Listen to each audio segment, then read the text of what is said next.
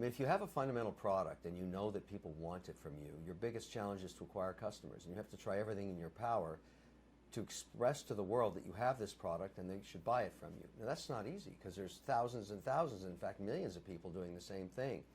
They may be your competitors, or they may be asking for another product that's also competing with the dollars that your customer has. It's the ability to recognize what you're doing isn't working, letting it go emotionally, and try something else, because a lot of entrepreneurs don't want to admit failure, and it's something you have to do daily. You have to chart the course of what works and what doesn't, and be able to see what's important and what isn't.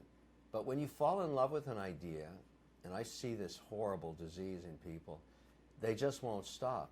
And they'll keep going until they bankrupted themselves and maybe their family, because they just think they're so right when the market has already decided for them the idea has no merit. And this is where the tragedy strikes, and I see it so often.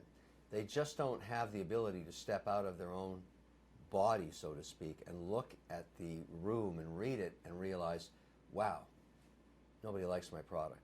Or I have to modify, or I have to do something. But they don't. And so that's probably the biggest challenge that most of them have. They just can't admit they're wrong.